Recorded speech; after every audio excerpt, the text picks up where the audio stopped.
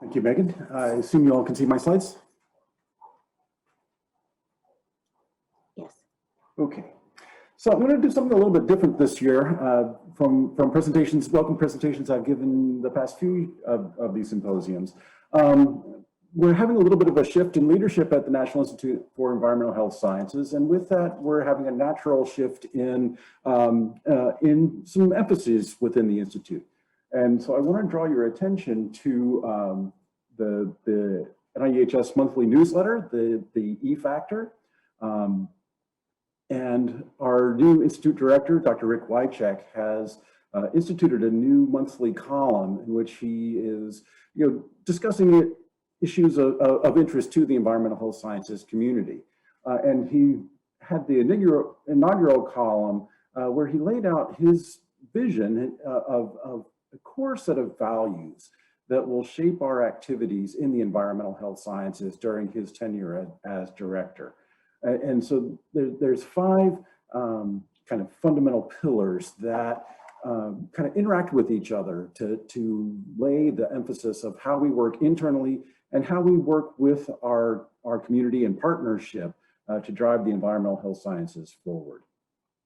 So the five factors, we're going to walk through them each briefly, are the idea of strong and distributed leadership, innovation, collaboration, communication, and workforce diversity. And you can sign up for the factor by just Googling NIEHS factor, and you'll receive that in your email inbox every month.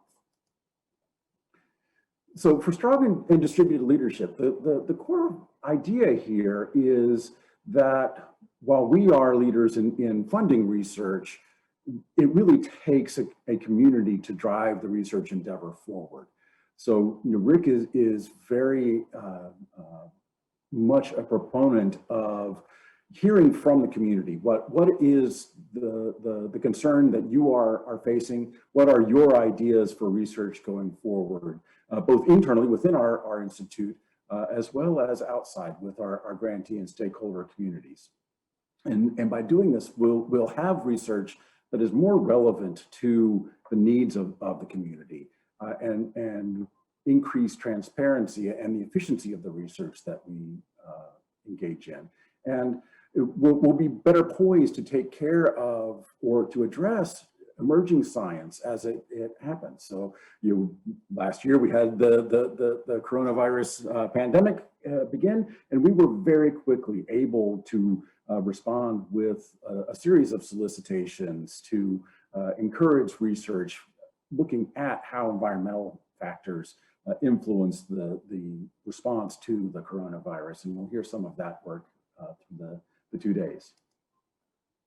Of course, a key point in all of NIH research, but particularly at the National Institute for Environmental Sciences, we have a long track record of being kind of at the forefront in the NIH community. A little known fact that we were actually the first NIH institute to do solicitations for research in proteomics and in transcriptomics and in metabolomics before any other institute was working in these areas. We were laying the foundation, and we continue to drive in these areas, even if our financial investments are small relative to what other institutes can do.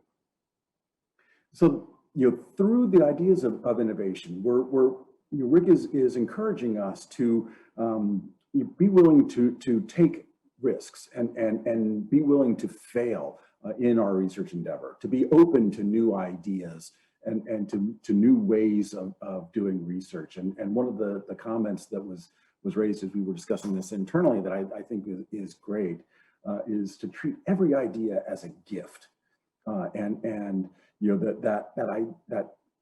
we want to value and embrace every new idea that comes in, because that will help us shape our research as we move forward. Along with innovation comes collaboration. So individually, we're all very smart. Collectively, we're much smarter than we are as individuals. So the idea of building partnerships and working with others hand in hand in multidisciplinary, interdisciplinary ways integrating our research into research that other programs are doing at other institutes. So one of Rick's big priorities for the Institute is a partnership with other institutes and with other major programs. We're having very deep discussions with the All of Us program, for instance, to really find ways of integrating environmental exposure into these large efforts. And including efforts in gene-environment interactions. So we're having deep discussions with the International Consortium on Common Diseases and the Genomic Research Alliance. And so in doing this, we're leveraging our investments with those of other institutes. And as Bob was saying, we're getting other institutes to really embrace the idea of environmental exposure and the exposome, and seeing how, in addition to genetics, environment does play a critical role in their biology of interest. And of course, we want to enhance communication, and communication is a bi-directional path. So it's making sure that our research is done in cooperation with our stakeholder communities and responding to their issues and concerns. That we are effectively communicating the information and the results of the research that we are supporting. And importantly, for those who are NIH funded, making sure that the data of that research is made available in a way. So NIH has a new effort that requires that every grant project will have a data sharing plan. And we're having deep discussions within the Institute of how we can enable that and how we can develop the data science tools, the repositories, the ontologies, the standards that will allow us to not only have that data available, but have that data be available in a way that is usable to support continued research, to enable secondary analysis of findings and meta and pooled analysis across studies. And then finally, the fifth pillar, the fifth value is the idea of diversity. And diversity is not just the color of your skin or your gender or sexual preference.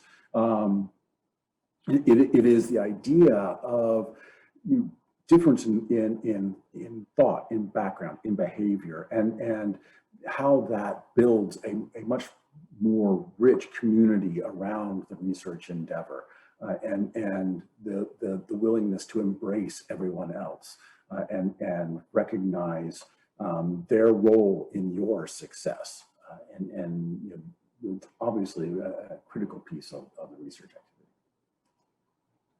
So changing over to the exposome and how this shifting set of values may influence some of the things that we're doing within the exposome at the Institute. Fundamentally, it doesn't change anything. So we're still focused on building the science of exposure and really embracing the complexity of environmental exposure, recognizing, as Bob laid out, that we are exposed to myriad pieces of the environment at different points in time and space, and that interacts with our biology in very different ways based on our developmental stage, or the individual susceptibility that we have, genetic susceptibility that we have to that exposure. And the exposures are not just chemical or physical, but they include the social environment. And they're not just toxins. There are positive aspects to the environment as well as negative aspects to the environment. And we have to embrace that complexity and develop the tools to allow us to analyze that and think about the impact of those exposures at multiple levels, whether it's at the individual, at the mechanistic level, or at the phenotypic level, all the way up to the community, the region, and the ecosystem. So in summary of that, our activities in the exposome are undergoing some subtle tweaks rather than major redesigns. We will be shifting a little bit more towards thinking about how we can apply the environment in large-scale epidemiological studies, such as the All of Us research program, precision medicine and precision public health activities, and a major emphasis on looking at the role of the exposome in enabling gene environment research. We're going to be continuing our emphasis on innovation within our exposome activities. So focusing on the application of the exposome concept as a tool for discovery, developing the new methods and technologies that we need to be able to analyze the exposome, whether that's the wearable sensor systems or the data analysis tools and methods that will allow us to integrate all of these multiple exposures multiple times in multiple locations. And we're going to increasingly be focusing on a broad but unified definition of the environment, which includes not only the internal chemical environment, but also the social environment and the integration of the external chemical environment with the internal chemical environment with the biological response, and thinking about how we can use biological response as a signature of the exposures that an individual has experienced throughout their life. And finally, we're going to be continuing to emphasize collaboration, not only within the NIH, but with other federal agencies and internationally with Europe and Asia in particular. One of Rick's big priorities is developing public-private partnerships, and so we're going to be looking for opportunities to work with some of the stakeholder industries in supporting this research. And then finally, critically, I think the idea of community engaged research and the idea of making sure that the research that we are supporting is responsive to the needs and priorities of the community and is done in partnership with them, not as a standalone activity. With that, I will conclude and I'll say thank you and turn it over to Megan.